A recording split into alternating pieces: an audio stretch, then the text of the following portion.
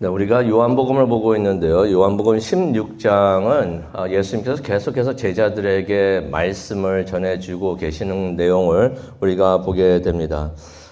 이게 참 귀한 말씀이 아닌가 우리가 생각을 하는데요. 이 시간을 통해서 제자들이 귀한 하나님의 말씀, 그 예수님의 가르침을 받았다는 것입니다.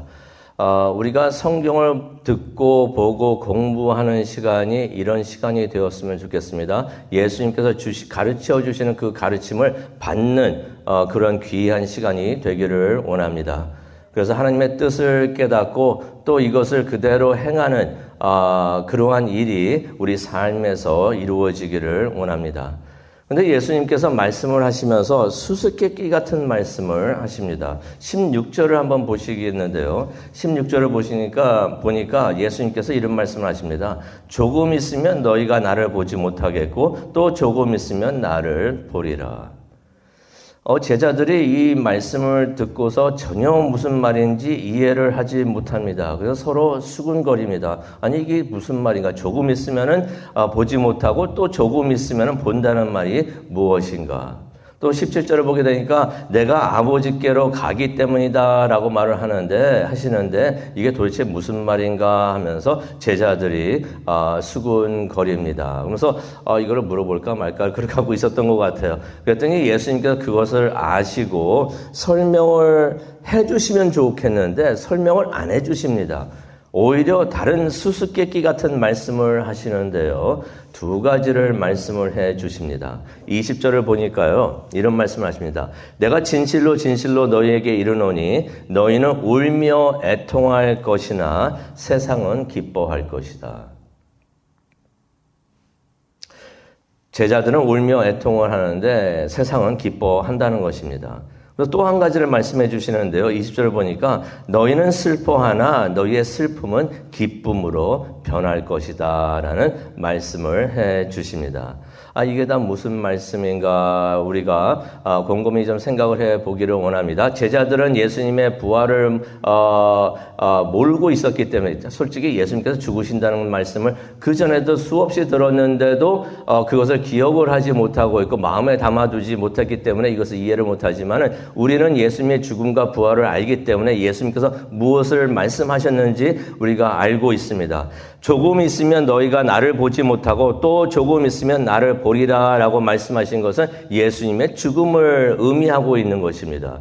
이날이 목요일 밤이었습니다. 그러니 하루만 지나면은 예수님께서 십자가에 달려 돌아가시게 되시는 것입니다. 그래서 예수님께서 조금 있으면 너희가 나를 보지 못하겠고 예수님께서 사망의 그 곤세까지 내려가시는 것을 우리가 보게 된다는 것입니다. 그러면서 또 말씀하십니다. 조금 있으면 나를 보리라. 3일째 되는 날 예수님께서 죽으신 후에 다시 살아나시고 부활하신다는 것을 예수님께서 말씀을 하고 계시는 것을 우리가 알 수가 있습니다. 그러면서 또 예수님께서 말씀하십니다. 너희는 울며 애통하나 세상은 기뻐할 것이다. 예수님께서 잡히시고 죽으시고 십자가에 무덤에 묻히시는 것이 제자들에게는 큰 좌절이 되고 슬픔이 된다는 것입니다. 그래서 제자들이 울면서 애통하게 된다는 것이에요. 근데 그것을 세상은 기뻐한다고 합니다. 우리가 어저께도 이야기를 했기 때문에 길게 말씀을 안 드리겠지만은 세상은 사탄이고 사탄에 속한 것들이 되는데 그 순간에 예수님께서 붙잡히시고 또 십자가에서 죽으시고 무덤에 묻히셨을 때 사탄이 그렇게 기뻐하면서 웃으면서 좋아했을 것이라는 것을 예수님의 말씀을 통해서 우리가 보게 되는데 아마 그렇게 생각을 했을 것 같아요. 그렇게 눈에 가시였던 예수가 죽었구나, 원수가 사라졌구나 하면서 그렇게 하는 것을 우리가 예수님의 말씀을 통해서 보게 됩니다. 그런데 제자들은 그게 슬픔이 되고 좌절이 되고 낙심이 되는 것이에요. 그래서 애통하면서 고글하면서 슬퍼할 것이다, 울게 될 것이라고 말씀하셨는데 예수님의 메시지는 거기서 끝나는 것이 아닙니다. 희망의 메시지를 주시는데요. 예수님께서 이런 말씀하십니다. 하지만 너희의 슬픔이 기쁨으로 변할 것이다 라고 말씀을 하십니다. 왜 그렇습니까? 예수님께서는 죽으신 하나님이 아니시기 때문에 그렇습니다. 2000년 전에 십자가에 못 박히셔가지고 죽으시고 무덤에 묻히셔가지고 그것이 끝난 것이 아니라 어떤 사람들은 그렇게 믿고 있는 사람들이 있죠. 타마스 제퍼슨이라고 미국 3대 대통령이었는데 그 사람이 성경을 썼습니다. 성경을 자기가 이해하는 대로 성경을 썼는데 예수님의 사역과 예수님의 삶에 대한 기록이 성경이 어디서 끝나냐면 무덤에 묻혔다 하는 것으로 끝나버리는 것이에요. 예수님께서 부활하신다는 걸 믿지 않기 때문에 그것이 어떻게 가능한가 하면서 믿지 않기 때문에 성경이 그렇게 끝나는데 우리는 우리의 믿음은 죽음을 넘어서 부활에 있는 줄로 믿습니다. 예수님께서는 2000년 전에 죽으셨지만 다시 살아나셨습니다. 그리고 지금도 살아 계십니다. 우리와 함께 하시는 줄로 믿습니다. 그러니 슬퍼하고 애통하던 제자들이 기뻐하게 될 것이라는 것입니다. 슬픔이 기쁨으로 변했다는 것이에요. 이거 내일도 말씀을 드리겠는데요. 슬픔이, 기쁨이 와가지고 있던 슬픔을 replace 했다는 것이 아니에요. 가지고 있던 그 슬픔이 기쁨으로 변하게 되었다는 것입니다. 우리는 이제 이 제자들이 이제 알게 되는데요. 예수님의 죽음이 실패가 아니고 예수님의 죽음으로써 자신들의 모든 죄가 깨끗하게 씻어지고 용서가 된다는 것을 이제 제자들은 알게 된다는 것입니다.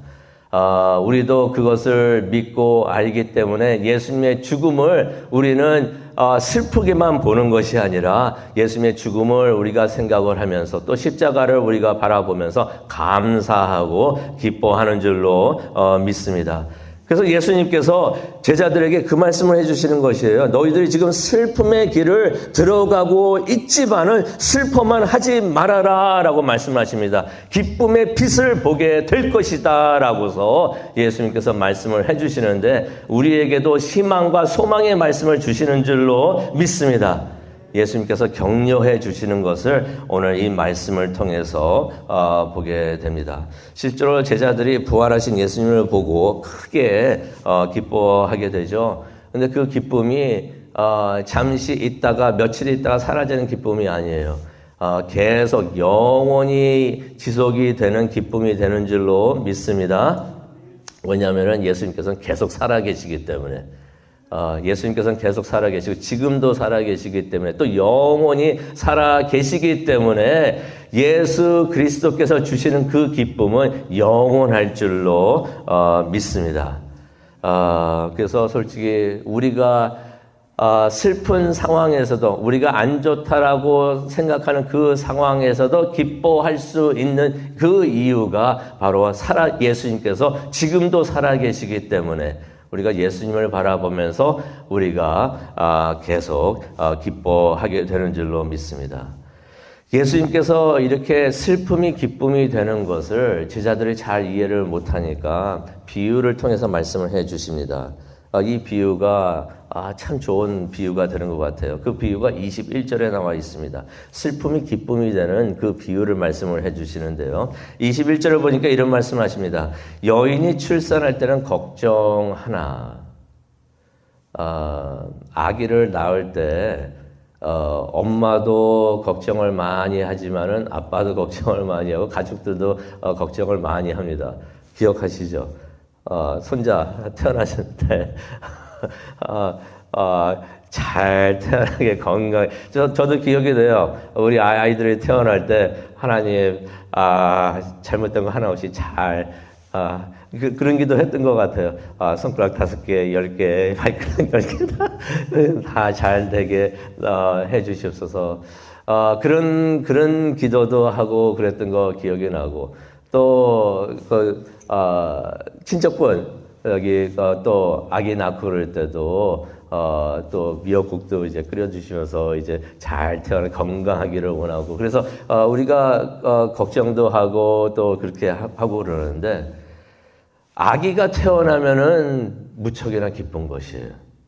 아기가 태어나서 너무나 감사하고 기뻐할 때 그때 그 전에 우리가 걱정하고 근심했던 것이 모든 것이 사라지는 것을 우리가 보게 됩니다. 그래서 예수님께서 그런 말씀하시죠. 21절 보니까 여인이 출산할 때는 걱정하나 아이가 태어나면 그 기쁨으로 이전 고통을 다 기억하지 않게 된다라고 말씀을 하시는데, 예수님께서 주시는 그 기쁨이 슬픔을 이기게 해 주신다는 것이에요.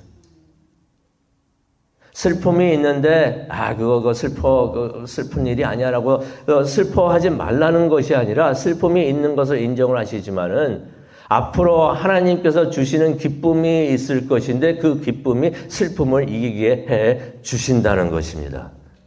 근데 그 기쁨을 빼앗을 자가 아무도 없을 것이다 라고서 22절에 말씀을 해 주십니다. 그래서 지금 힘들고 슬픔이 있다고 하더라도 앞에 올 그 기쁨을 생각을 하면서 희망을 갖는 우리 모두가 되기를 원합니다. 그러면서 예수님께서 승리하는 자들, 예수님을 믿고 따르는 자들에게 주시는 특권을 말씀을 해 주시는데요. 이 말씀을 우리가 기억을 하면서 기도하는 시간을 갖기를 원합니다. 24절에 있습니다. 24절을 보니까 지금까지는 너희가 내 이름으로 아무것도 구하지 않았으나 내 이름으로 구하라. 그리하면 받으리니 너희의 기쁨이 충만하리라. 기쁨이 충만하게 되는 또 그러한 방법, 비결을 알려주시는데요. 예수님의 이름으로 기도를 하라는 것입니다. 지금까지는요, 제자들이 예수님의 이름으로 기도를 하지 않았던 것이에요. 그런데 예수님께서 지금부터는 내 이름으로 기도하라. 그런데 예수님의 이름으로 기도하라는 것은요, 어떤 의미가 있냐면요, 이게 무슨 마술 주문 같은 게 아니에요. 우리가 예수님의 이름으로 기도합니다라고 말하면서 기도할 때 우리가 그 의미를 알기를 원합니다. 예수님의 이름으로라고 말을 할 때는 내가 원하는 것대로 이루어 주시옵소서라고 말하는 것이 아니에요. 내 뜻대로 기도합니다라고 말하는 것이 아닙니다. 하나님의 뜻대로 이루어 주시옵소서. 예수님의 이름이라는 것은 내가 예수님의 사람입니다. 내가 예수님을 대표하는 사람입니다. 예수님의 뜻을 이루는 사람입니다. 예수님의 계명을 지키는 사람입니다. 그래서 예수님을 대표해서 예수님의 뜻을 위해서 내가 이 모든 것들을 기도합니다. 이루어 주시옵소서. 우리가 그렇게 기도할 때 하나님께서 우리의 기도를 응답해 주시고 우리가 기도하는 것들을 주신다는 것입니다. 예수님의 이름으로 주신다고 23절에 말씀을 해 주십니다. 그렇게 우리가 기도하고 기도의 응답을 받을 때 우리에게 큰 기쁨이 되는 줄로 믿습니다. 기도 응답 받을 때 얻는 그 기쁨을 누리는 우리 성도님 되시기를 바랍니다. 왜 기도의 응답이 기쁨이 되는가? 하나님께서 우리와 함께 하여 주시고 우리를 위해서 일하시고 역사하신다는 것을 알게 되는 증거가 되기 때문에 하나님이 살아계시는구나, 하나님이 나와 함께 하시는구나, 하나님께서 내 기도를 들어 응답해 주시는구나, 그것을 우리가 깨닫기 때문에 그것이 기쁨의 원인이 되는 줄로, 근원이 되는 줄로 믿습니다. 예수님께서 주시는 그 기쁨으로 세상을 이기시기를 바랍니다. 예수님께서 주시는 그 기쁨으로 슬픔을 이기시기를 바랍니다. 좌절과 낙심을 이기시기를 바랍니다. 그리고 승리하시는 성도님, 시온 성결교회 성도님 되시기를 간절히 축원합니다. 기도하시겠습니다. 사랑과 은혜가 충만하신 하나님 아버지 감사합니다. 오늘 이 아침 하나님께서 우리를 불러주시고 기도하게 해주신 정말로 감사합니다. 우리가 예수 그리스도의 이름으로 기도하기를 원합니다. 예수님의 뜻을 위해서, 예수님께서 주신 그 목적을 위해서, 예수님의 영광을 위해서 우리가 기도하기를 원합니다. 예수 그리스도의 이름으로 우리가 기도합니다. 아버지여, 죽음을 이기게 하여 주시고 악한 영을 이기게 하여 주시고 승리하는 우리 모두가 되게 하여 주시고 예수 그리스도에서 주시는 그 기쁨을 찾는 우리 모두가 될 수 있도록 하나님 축복하여 주시옵소서. 감사합니다. 예수님의 이름으로 기도합니다. 아멘.